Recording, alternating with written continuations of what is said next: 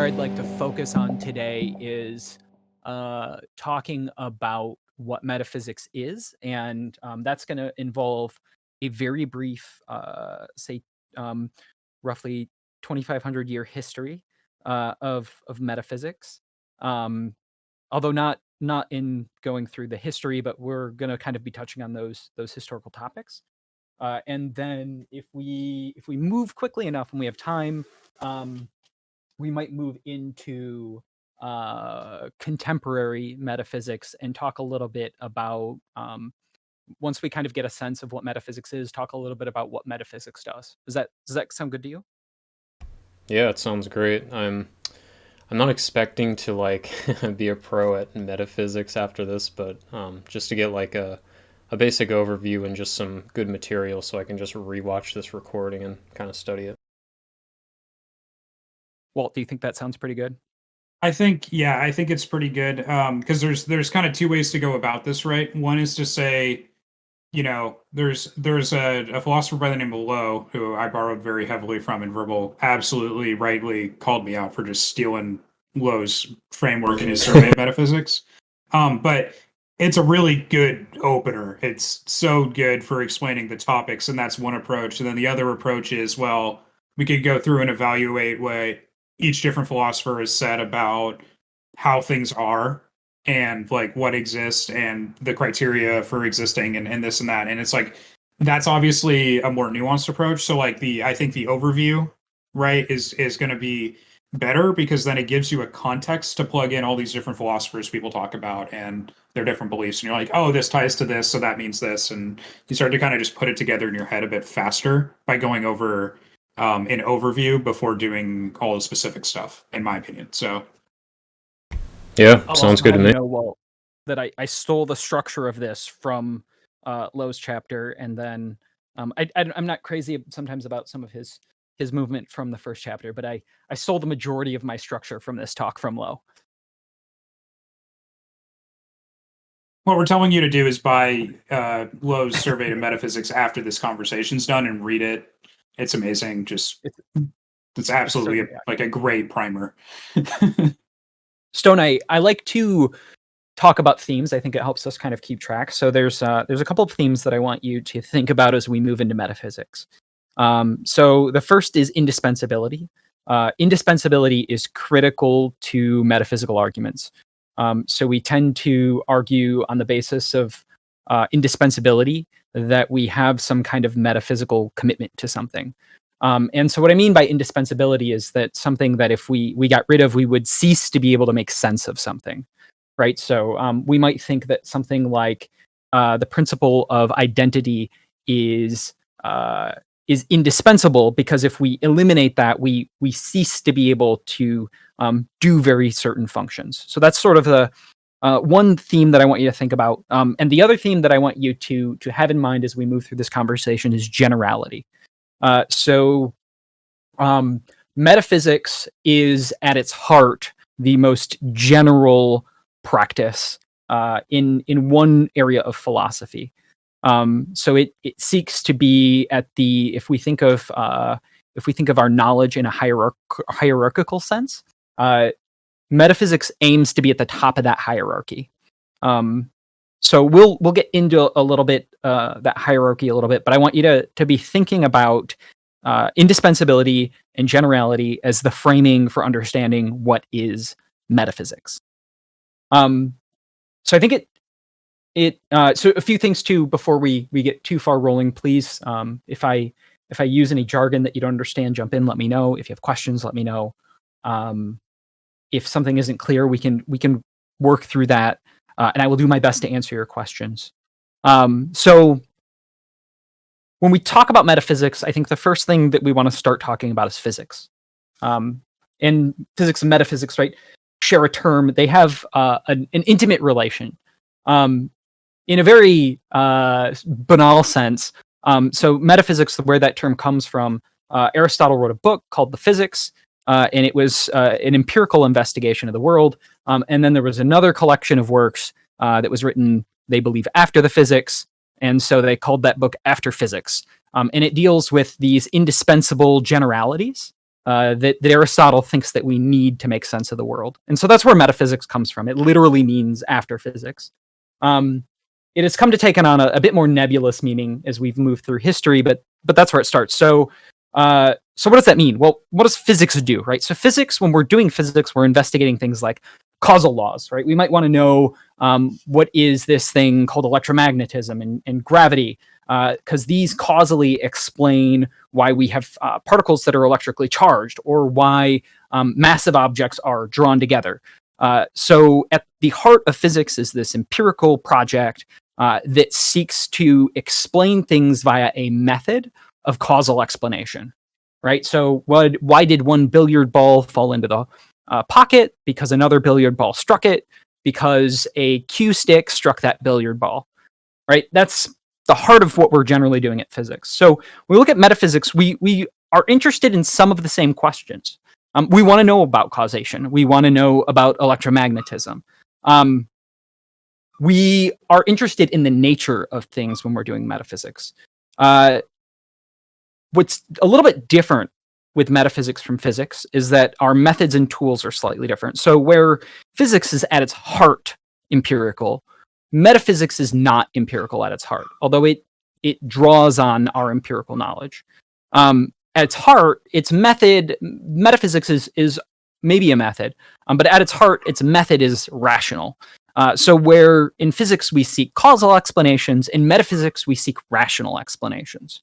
Why must this be this way? What is the nature of this thing? So does that distinction between physics and metaphysics make sense to you? Yeah, that was very clear. Okay, cool. Do you have any questions about that so far?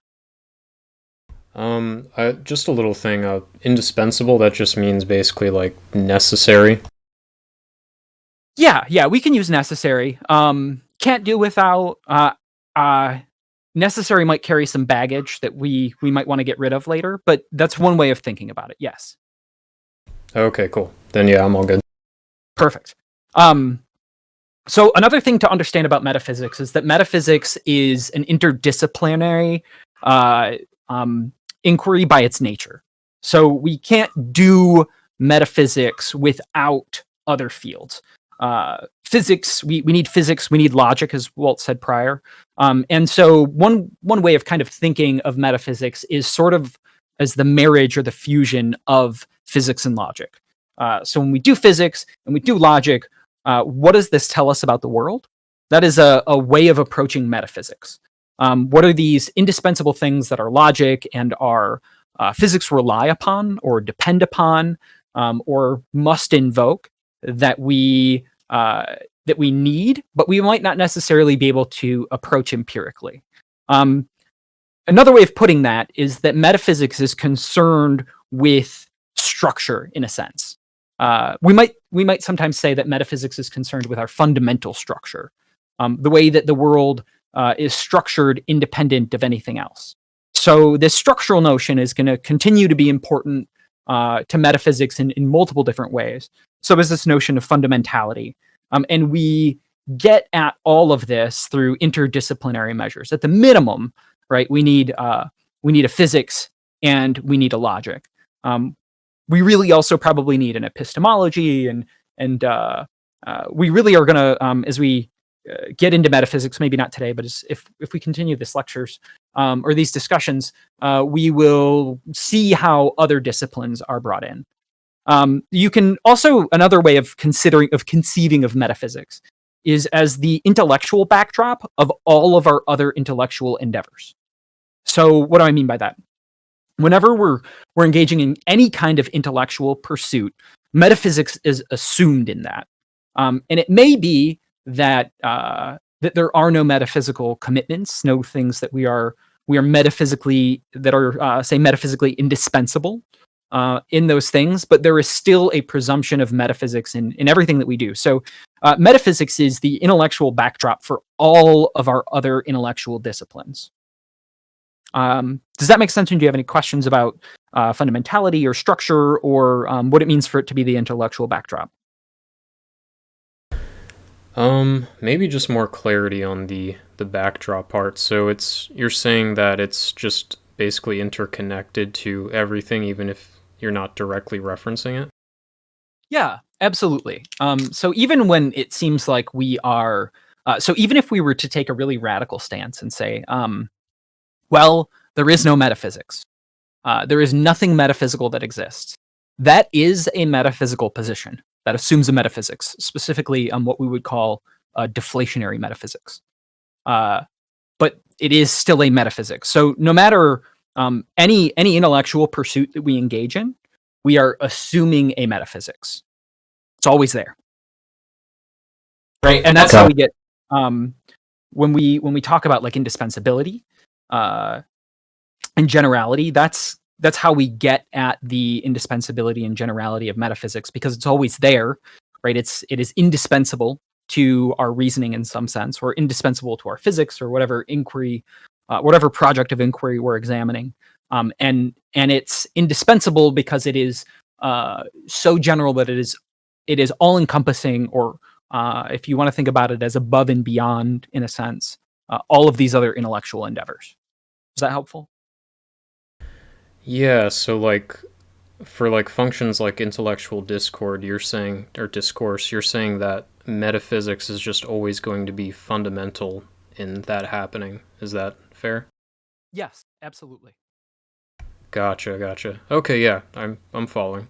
Okay. Can I? You mind if I tack on one Please, thing here? please.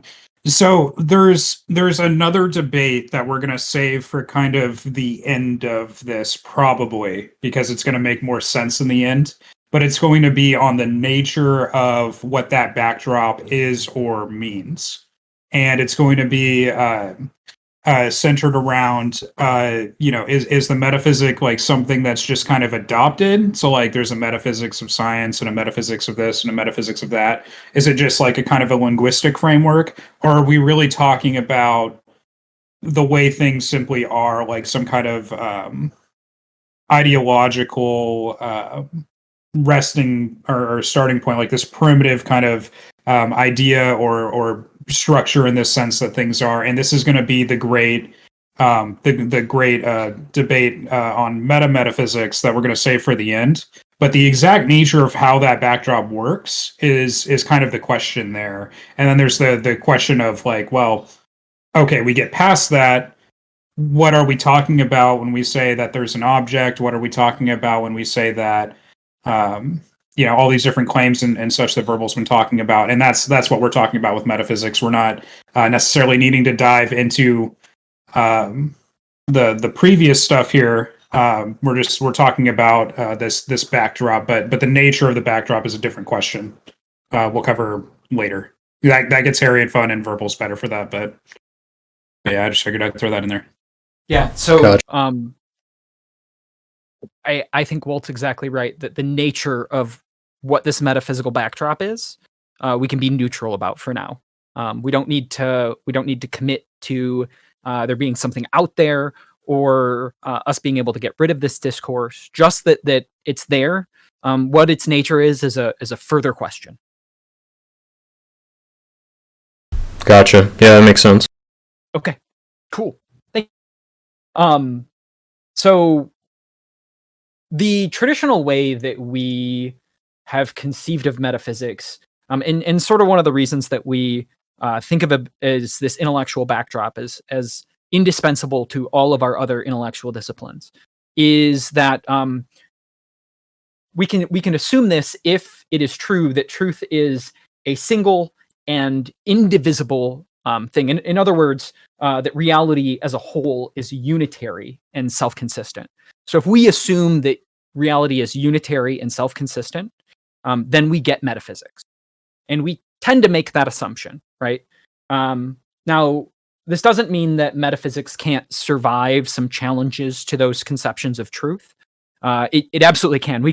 Metaphysical inquiry can survive that. But it helps to, if we take on that assumption, it helps to understand the indispensability of metaphysics, right? So if it is the case that there is a whole unitary self-consistent reality, then we get metaphysics. Does that make sense? Yeah, I might need clarity on the self-consistent, but like by unitary, you just mean like basically like oneness, like all connected. Yeah. So by self-consistent, I'm assuming classical logic, so I'm saying there's no contradictions, or no true contradictions if we take the priest route. And by unitary, yes, interconnected. So we don't have like these say realities that exist but have no connections to each other. If there are multiple universes, then they are embedded in some kind of network or backdrop. Okay, gotcha. Okay, excellent. So, so that this picture that I've been painting so far really kind of gets us a good we have a good framework for moving forward from the Aristotelian view. So we've more or less kind of been talking about the way that Aristotle has sort of thought of metaphysics that we can import into contemporary philosophy. We do want to deal with the and I mentioned this briefly, the threat of relativism, and we'll also talk a little bit about naturalized epistemology, which threatens this. And we've touched already on a little bit about this before, right? But if we say, listen, I don't feel good about this unitary truth idea, that reality is this self-consistent whole, right? I'm not sure that that's true. Maybe there are multiple realities that are laid on top of each other, right? So does that threaten our metaphysics? No, it complicates the way that we go about inquiry. Our metaphysical reasoning used to define or to defend those kind of doctrines is going to be different. We're going to employ different methods, but we still have that metaphysics there, right? Because we're still answering questions about this fundamental way that reality is structured. It just gets more complicated. And does that make sense, or do you want me to move on? Yeah, that makes sense. Like you're saying, if it's not unitary, like if somebody theorizes that like it's the universe isn't interconnected, that wouldn't discount there being metaphysics. Yes. Yep. So uh we can survive the threat of relativism and do metaphysics. There is also this, and I mentioned it earlier, I called it deflationary metaphysics. And so the idea here is, well, what if we can just get rid of all this metaphysical talk and just talk about physics, right? Um, and some later thinkers are going to attempt to do this. Whether or not they're successful, I will leave up to you to determine. But it is certainly a strategy that we can employ. Uh, One thing that I want to say about it, and this is where a lot of these accounts, these deflationary accounts, struggle, is that it seems like when we do this, when we try to eliminate metaphysics in this way, there are certain things that cannot be explained within the system that are necessary to posit. And when we do that, we've just returned back to metaphysics. So the big challenge for those who want to naturalize this and get rid of this metaphysical aspect is to be able to do it without coming back and just getting back into metaphysics under a different name, which is what a lot of those accounts tend to struggle with. Now, I think that there's some good reason to think that maybe some of them are successful, but the general problem that they run into, and we won't defend it a ton here because it's more down the road, is that they're going to assume some things that are metaphysical in nature, whether or not they want to label it as metaphysics. Right? They're still assuming these kind of backdrop things that we can't use empirically to find. And this is what we learned. This is probably the most salient lesson from the logical positivists. Their project failed because they tried to get rid of metaphysics, and in doing so, it depended upon a metaphysical principle that was inconsistent with their lack of metaphysics. So does the naturalized objection make sense? And do you see at least a sketch of how the problems that they're going to encounter comes along? Yeah, it kind of sounds a little funny, like in trying to deny metaphysics, you're using metaphysics. Yes, yes, yes.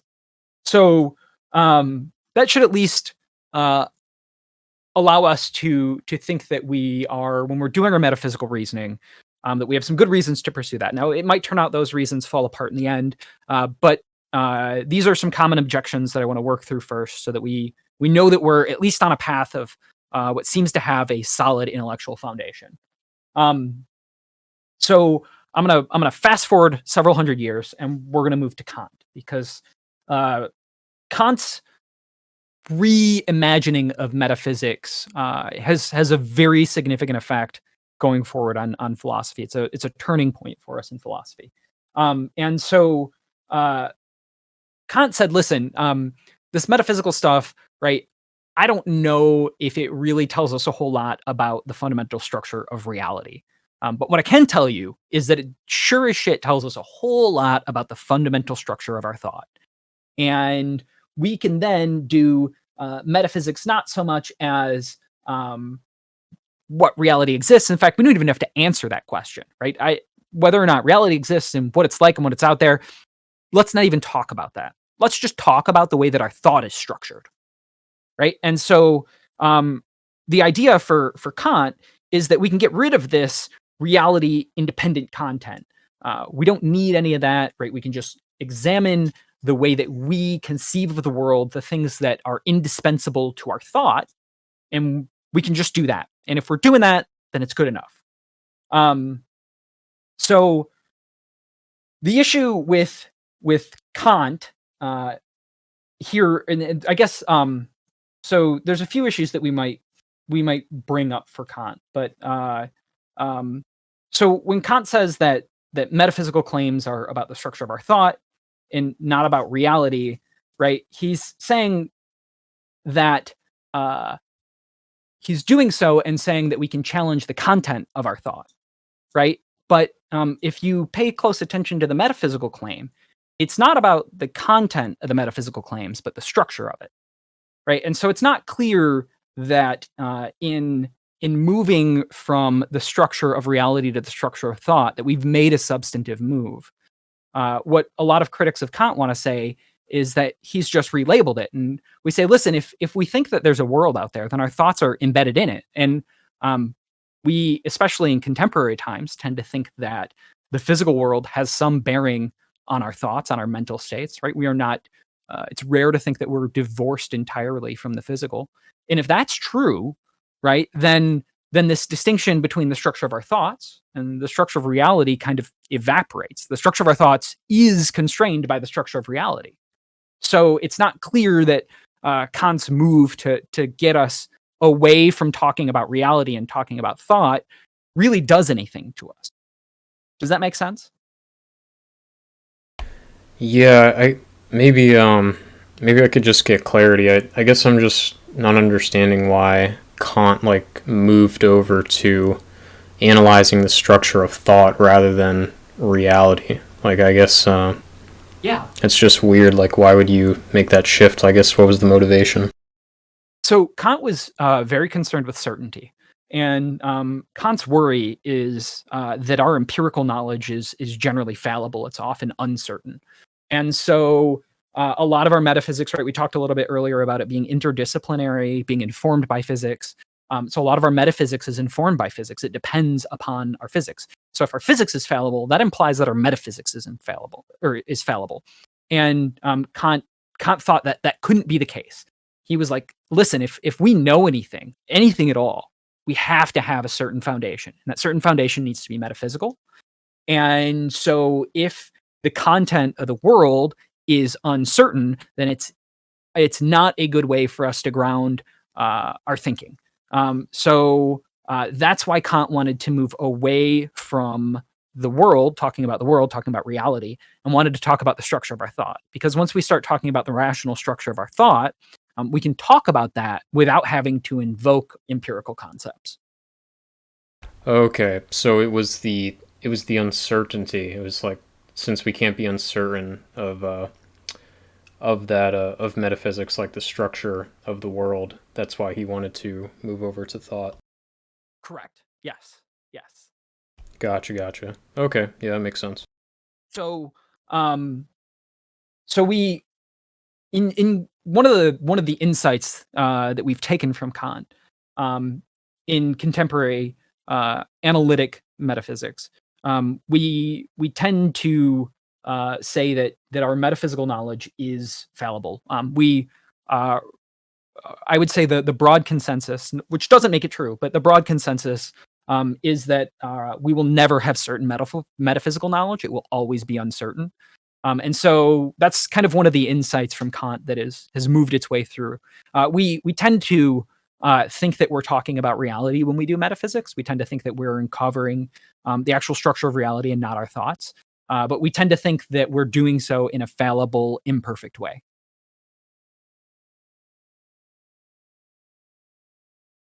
All right. Any questions on Kant before we move into some empirical knowledge? No, I think I'm good. Okay. So again, what about our empirical knowledge, right? So what we did learn from Kant is that we have some fallibility, right? And so one way that we can then kind of think of metaphysics is by one of the methods that we can think about by doing metaphysics is by thinking about possibilities. So one way of doing that is to chart the possibilities of existence. And so once we have this range of possibilities, right? Say we take a state of the world and we say from this state, based on what we know, these are all of the possible subsequent states that could happen, right? Then once we've done that, we've charted this possibility space. We can ask a next question. Well, which one's actual? And if we can do that, we're doing metaphysics. So we can reason about possibilities given our empirical knowledge, and we can reason about what is possible, and then we can use that to even inform our empirical study. So if we this is a way that metaphysics is interdisciplinary in the opposite direction, in the way that it could inform the way that we do even physics, is by charting the space of the configuration spaces, the possibility space, to direct our inquiry, so that we are not trying to conduct inquiry into the spaces that are not possible given our antecedent conditions. So this metaphysical possibility, we sometimes call metaphysical modality, is an idea of reasoning about what's possible from what's actual, and then asking what of that is actual. So does that make some sense about the modal reasoning there? Yeah, you're just questioning the what's possible. You got it. And so possibility raises the specter of Kant when we talk about that. Right? So when we talk about possibility, are we talking about what's possible about the world? Or are we just talking about what's possible for our thought? One way of kind of approaching this question is thinking of our grasp of concepts, right? So if I have an adequate grasp of a concept, then I understand the nature of that concept. What I mean is that if I understand if I have an adequate grasp of triangles, then that I have a correct grasp of the nature of triangles, which is that all triangles have three sides, right?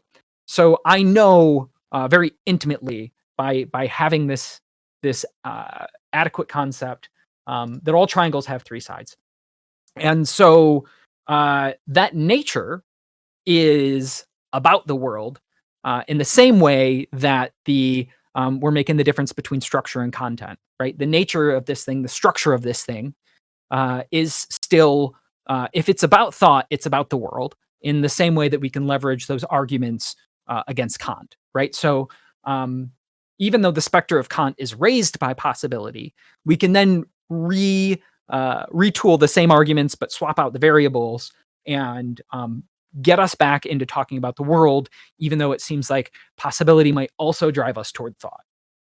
So does possibility make sense? Yeah, I'm following. Okay, cool.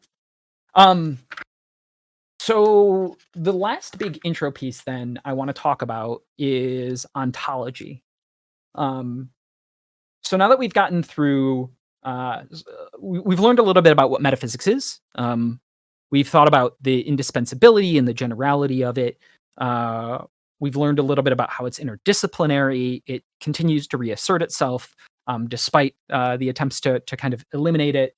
We'll talk a little bit about specific ways in which we do metaphysics. So, again, if we think about metaphysics as a hierarchy with metaphysics being at the top, one of the major categories of metaphysics is ontology.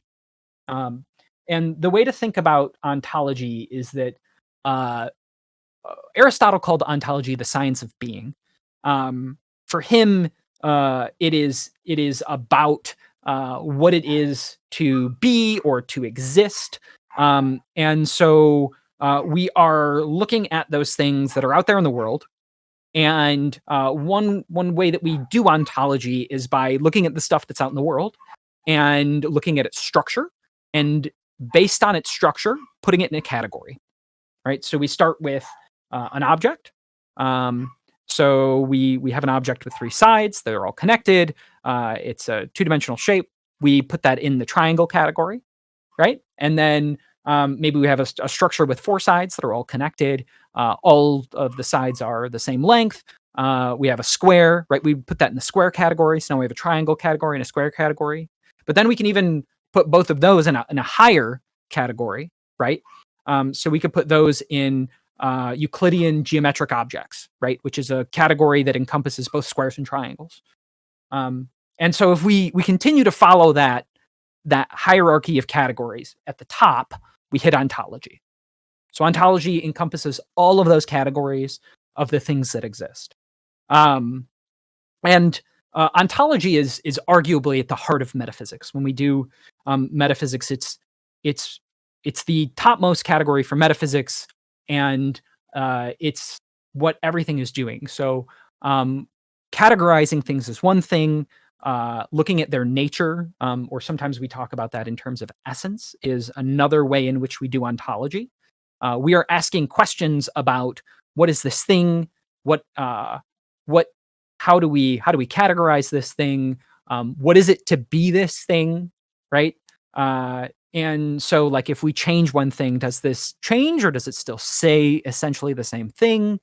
So those are the kind of questions that we're asking when we do ontology.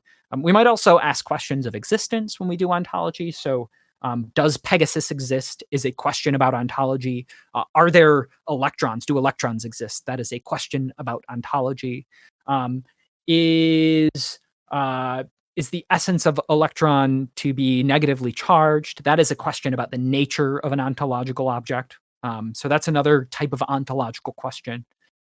So what questions do you have about ontology and categories? I think I'm understanding it pretty well. I was actually confused for the longest time with the relation with ontology and metaphysics. I wasn't sure if one was a category of the other or if they were separate, but Walt actually clarified this for me the other day, that it was like you said, ontology is a category in metaphysics. But yeah, I think I'm getting it. It's like if I ask like what dictates X being X, that would be an ontological question, right?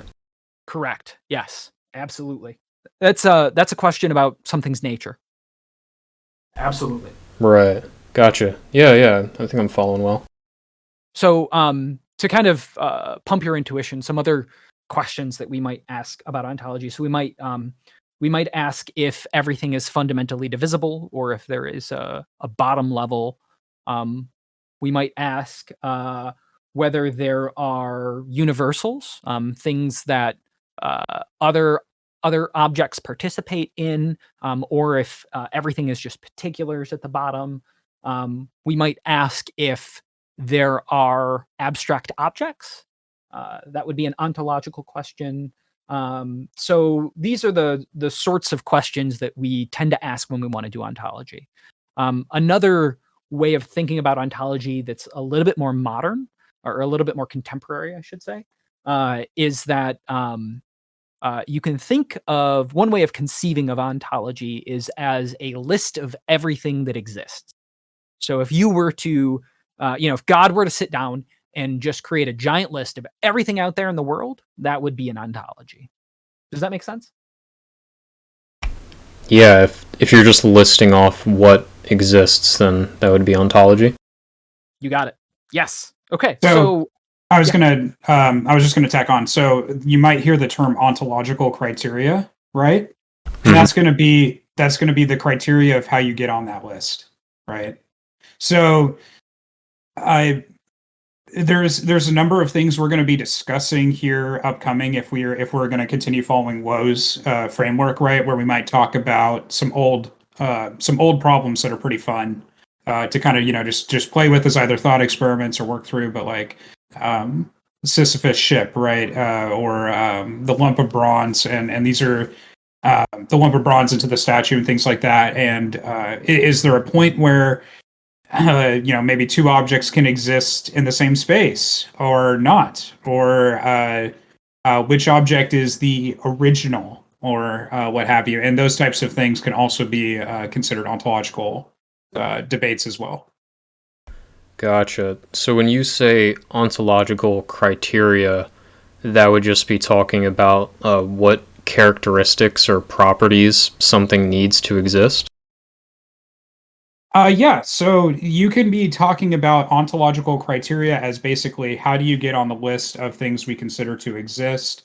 Another way that you could approach that is you could think of, say, an ontology for, just as an example, say an ontology for science, or an ontology for, like you're in the IT world and everything, right? So an ontology for what exists to the IT department, right? So what do you operate with, right? And how do you know that's what you operate with? And you might say, I operate with computer hardware and software, and I operate with servers and these tools and things. And so these are the things that exist to us and that we're talking about. I'm not talking about, cellular division and osmosis. I don't admit that into the criteria of what I'm talking about, right? It's kind of the same type of thing. Gotcha. Okay, yeah, it makes sense to me. Yeah. So one of the things that we can take away from what Walt just explained is that it may be that different disciplines have different criteria for what it counts to be an ontological object within their discipline. Right. So maybe the mathematician has a different criteria for the existence of numbers than the biologist has for the existence of germs. We're not necessarily committed to that, but there are some views where we might think that the domain of discourse has a bearing on what it means for something to exist in that domain. Yeah, so I do want to be clear. Yeah, I'm not saying that we have to be committed to that. I think Verbal is spot on. There's no need where we're at right now to talk about that commitment. This is part of that fun meta debate later. But for now, it's just that criteria is, what satisfies the need to exist. What satisfies the need for this ontological consideration. That's all we mean by criteria. So just like your criteria in getting admitted to a school, or your criteria to select like a moderator for a Discord server, or your criteria when hiring a new job candidate, whatever it is, right? It's the same thing. What's the criteria to admit that thing onto the list? Gotcha. Okay. So like the requirements for something to fall into a category, basically. Category just being like existing. Yeah. So there's a number of different takes that Lowe goes into on that note. So, and there's a number of takes that you'll see from people even in this Discord server on that, right? So some people may say, oh, well, properties, right? These things that describe objects are what exists. The objects don't really exist.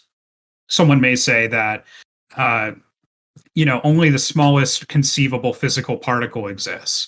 Only the macro level of the object exists, or whatever, right? And then they may say only concrete objects, like a tangible physical object exists, or the abstract object is kind of like ideal or non-tangible kind of thing is what exists.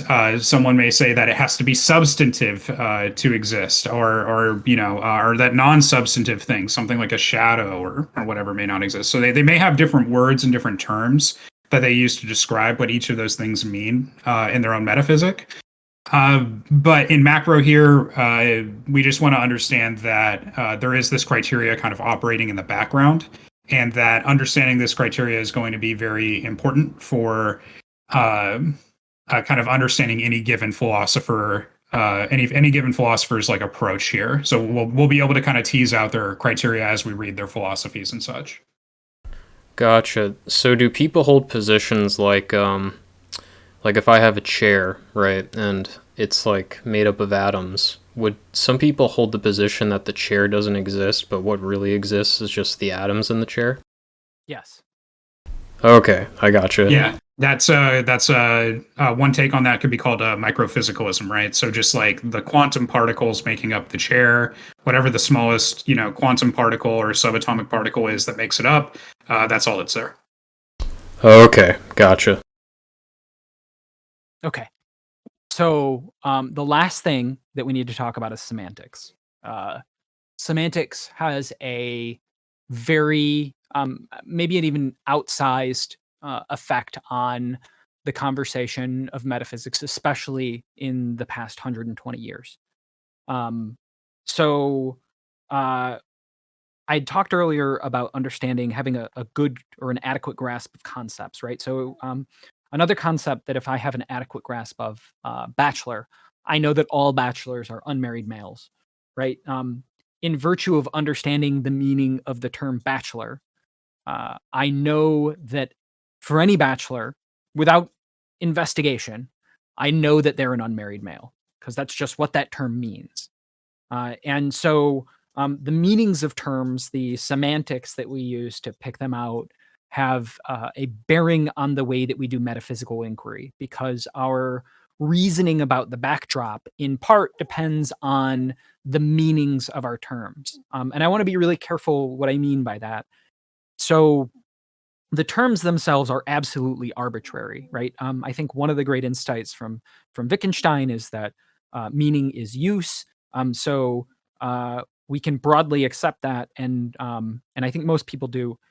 And so the term we use, right? The fact that the word tree picks out this wooden object that is roughly cylindrical and vertical and has branches and leaves generally. Is totally arbitrary, right? We could have picked a different term. We could have called them flurfs. But what that term means, the content in that term, is what matters, right? So when we talk about semantics, what we're talking about is getting down to that content. Some philosophers call that conceptual reasoning versus just reasoning about our language. More robust metaphysicians will say that what we're talking about is the world. So that meaning is the world. But the idea here is that these semantics bear on our metaphysical conversations and are important for it. They're going to inform the way that we do metaphysical inquiry. Does that make sense? Yeah, that makes sense. So you're saying that semantics are important because the meaning of terms and the meanings we use when engaging in metaphysics is going to affect our reasoning and basically just how we engage with it.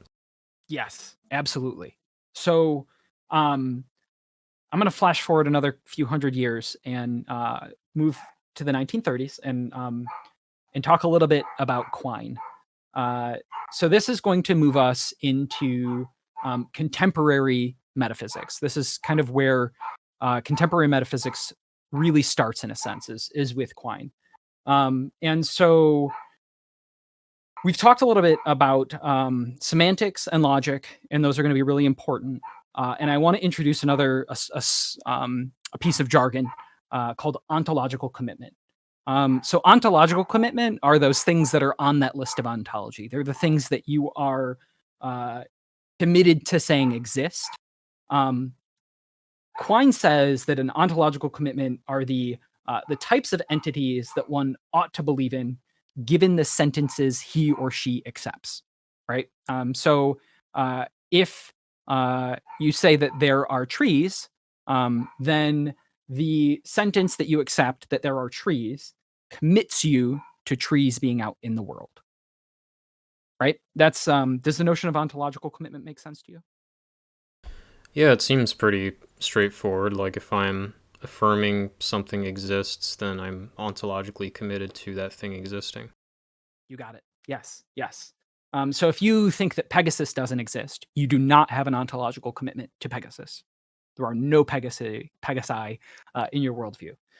So Quine, what Quine wants to do is criticize this history of metaphysics that we've very, very briefly sketched to the surface of. And he says, listen, we have this problem with metaphysics as it's been conducted in the past, and it's that we are way too quick to believe in things that are very controversial, right? Like these abstract objects like numbers. He thinks that these qualities like value or beauty or good are suspect, and he thinks even that we've been confused about our metaphysical commitments to even things that don't exist, right? So Pegasus is a prominent example of that. And he wants to challenge that. And he says, listen, the problem here is not that we've been doing metaphysics wrong per se, but the problem here is that we have been ignoring logic, right? We haven't brought this, we talked about how metaphysics is interdisciplinary and logic is critical to it, and yet we've been ignoring this logical thing. And so when we do ontological commitments, we need to bring logic in to our ontological commitments. And he takes this puzzle. He's like, listen, so let's say that I say that Pegasus does not exist, right? Well, what happens if I put that into logic? Well, if I put that into a logical form, I would be saying in logic, there exists this object that is Pegasus that does not exist. And that is, quite frankly, a contradiction, right? And Quine, right? So he wants to move away from these controversial things. We'll call it Platonism, just to kind of make it really simple. And Quine calls it Plato's beard, right? Quine is very clever, and he's like, listen, I want to shave Plato's beard with Occam's razor.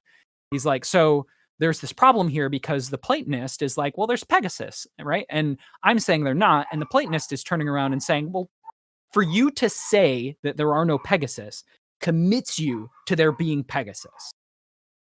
Right? So does that problem make sense to you? I might need a little bit more clarity. So, here's what I understand. So, they're pointing out that there's a logical problem if I say there's no Pegasus, because when you put that through logic, somewhere in there I'm affirming it and then simultaneously negating it. So, exactly. I guess so when I say the proposition there are no Pegasus, I guess where in there in logic am I affirming that there are? So we would use the existential quantifier, right? That little backwards e, and we might say ex, and then parentheticals Pegasus.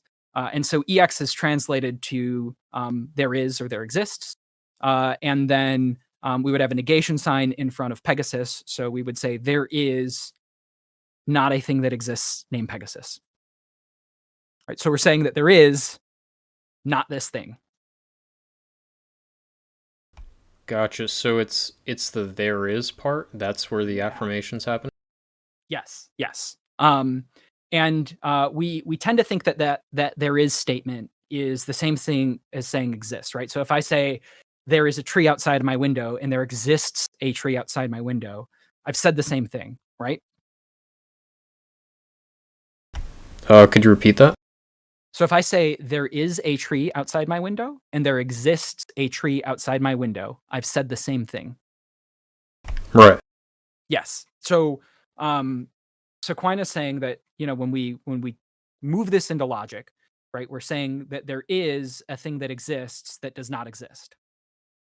Okay, I'm following. So there is pretty much you're saying the same thing as there exists, and then you're negating it right after. Yeah, okay.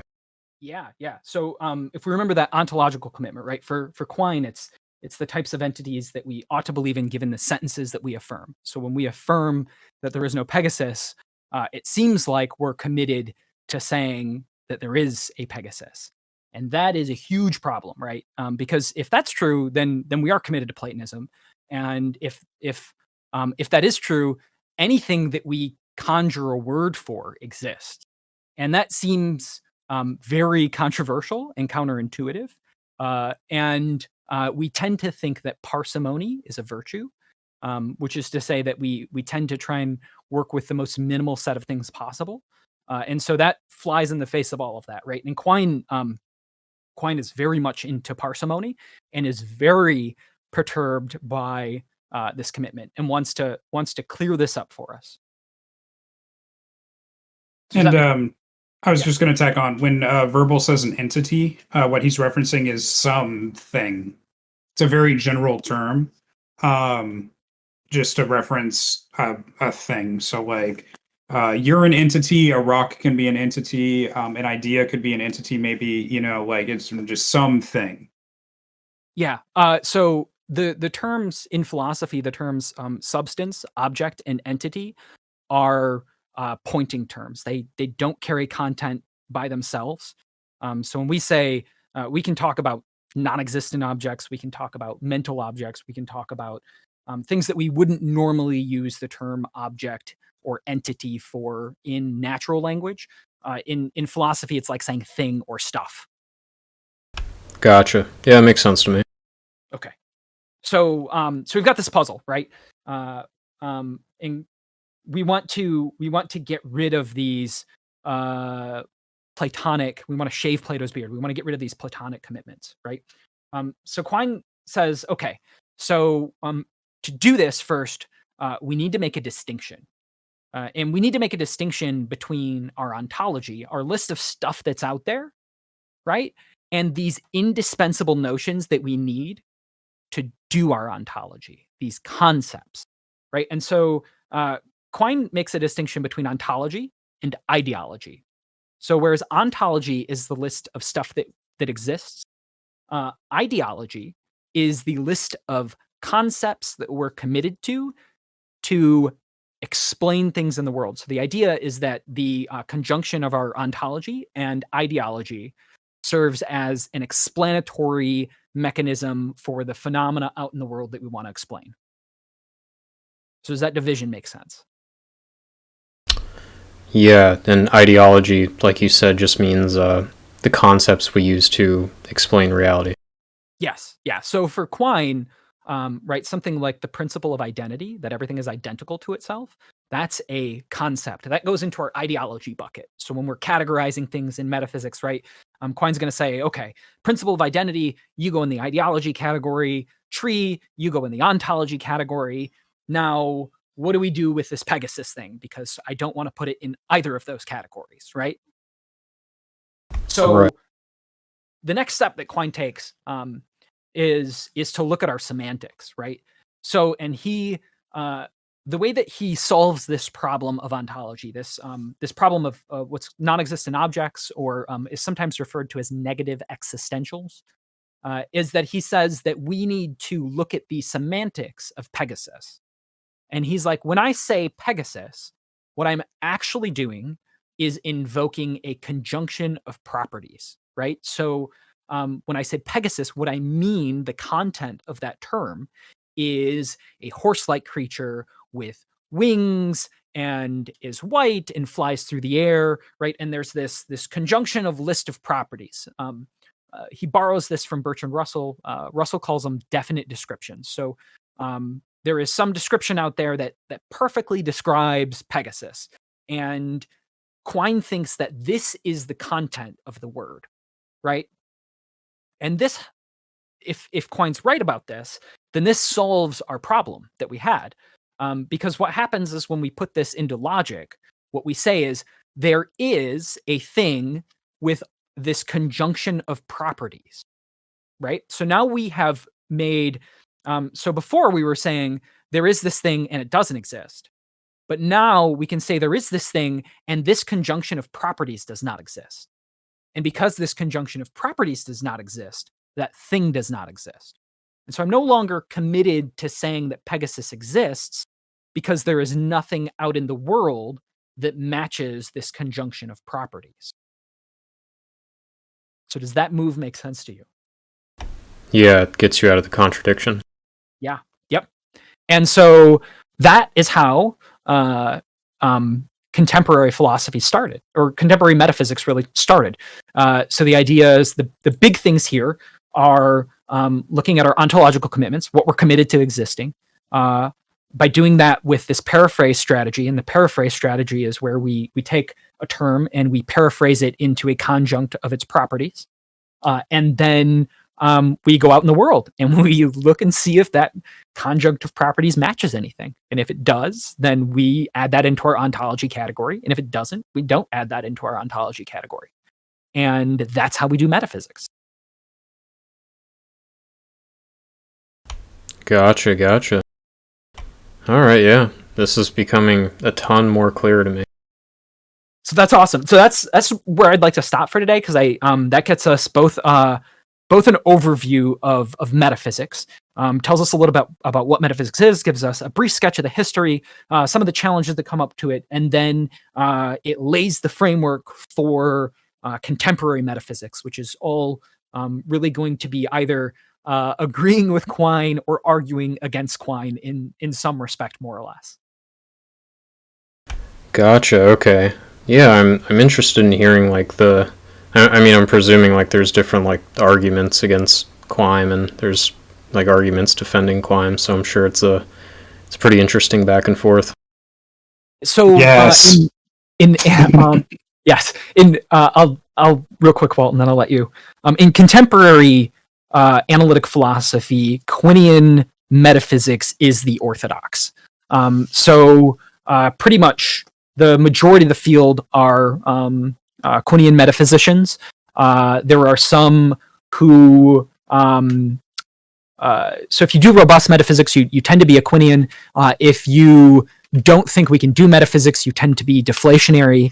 And if you think that Quine was wrong and that you should do metaphysics in a different way, you're called revisionary. Okay. Yeah, I've heard those terms before, but it's actually cool to know what they mean now. So yes, there's a lot of different things on this spectrum, from this like robust Quinian view to the complete essentially non-cognitivist view, where like we're not really making these truth-apt statements when we're talking about things in any kind of objective sense. We're just kind of describing a framework that we give ourselves to talk about this stuff. And this is all getting back to that backdrop question from earlier, right, that we kind of hinted at. So there's views there, and pretty much, you're going to probably wind up falling somewhere on this spectrum. Like, you may think that there's some things in metaphysics where we're really just talking past each other, right? And it's really just like a verbal dispute that's going on, and that really what's happening with metaphysics is just super obvious. As soon as we get on the same page with our terminology, we're kind of good to go, right? There's various approaches there to how often or how little that happens. There's some people that think that, say, being is identical to existing, right? And that any disagreement from that might be a verbal dispute, right? And there's all kinds of little things. But the exact opposite of kind of what Quine's saying is Carnap. And I think if you have like, a couple minutes to go over Carnap and overview, or I can try to butcher it. Verbal, but basically Carnap's going to say, hey, look, we're not really talking about these things, right? Like you keep going back to this notion of, you can describe these things out there, whatever. But Carnap's going to go, hey, look, this is either trivial, like things are out there and we're talking about them, in which case, whatever, like metaphysics isn't really doing anything crazy, or it's meaningless, right? You're talking about these things external to what we can actually meaningfully access. And either way, if we're just going around looking at the world and saying this is the stuff that's there, like, maybe we just leave that to the people in those disciplines to go, deal with, and we let them just come up with their own frameworks, and that's all that we need to do. But otherwise, like, what else is the job for the philosopher here? Maybe help them with terms or kind of syncing the stuff up, I guess. But But it seems like we should just pick whatever, framework, whatever linguistic framework for metaphysics is the most practical. There's not like a true framework. There's just a more practical one, maybe, and that's what we should do. And so that's kind of like the antithesis of this like Quinian view, right? Which is like a very robust, there is something. This is what it means to be talking about something, and that's kind of the antithesis there. And that's the battle that you see kind of unfold. Yeah, if I could add on a little bit. Jump in. So, so the conversation between Quine and Carnap is really what kicks off contemporary metaphysics, and we still have a fair amount of people that are influenced by Carnap. And so Carnap would be an example of a deflationary metaphysician. And like Walt said, what he's really interested in are these linguistic frameworks. He says, listen, when we describe the world, right, we have to adopt this language, right? And I want to take this semantics really seriously. And so it seems like we have a lot of languages, a lot of different ways of talking about the world. So one of the questions is, well, is there a way of talking about the world that's privileged, right? That is more real than the others, that is really getting at the heart of it. And Carnap says, well, to do that, we would need to make a distinction between internal and external questions, which Walt talked about there briefly. And the idea is that an internal question is a question about the content of a linguistic framework, right? So if I adopt a linguistic framework where there are numbers, then it's a trivial question, right? Are there numbers? Yeah, the framework says there's numbers. Easy, right? The question, thank you, Mino, I know you're starving. The question then becomes, can we ask questions external to those frameworks? And Carnap says, well, that's ridiculous, right? How do you do that? You need a language. If you're going to ask questions and make sense of it, you got to have a language. And if you have a language, you've assumed a linguistic framework. So when you try and answer these external questions, all you're doing is either saying nothing, right, or answering an internal question. That's just it. And so this approach is deflationary, right? So Carnap wants to deflate metaphysics to physics. Say, listen, whatever is best for science at that time, and that could differ between different disciplines, we adopt that linguistic framework on those pragmatic grounds for science. Gotcha. Yeah, so he does seem to be like putting a lot of priority into being practical. Yeah. He's very interested in the question of the semantics question, right? He thinks that that our language prevents us from there's some kind of barrier with the way that our semantics work between us and the world, and that really kind of prevents us from going all the way to the world, as it were. So he thinks that prevents us now. So he just thinks that metaphysics is physics, and that sometimes mathematicians might be countenancing numbers because they're doing math, and the biologist might not need numbers, and that's just fine. Gotcha. So does he even like acknowledge metaphysics? Yes, he does. Yes, that comes from a metaphysical position that he has. So when we get around to getting to that, we will get more heavily into the Quine and Carnap debate, because that's really metaphysics starts with that. At least as far as we seem to be aware in Western literature, we don't attend to the questions of metaphysics until Quine and Carnap. Gotcha. Okay, yeah, I'm following.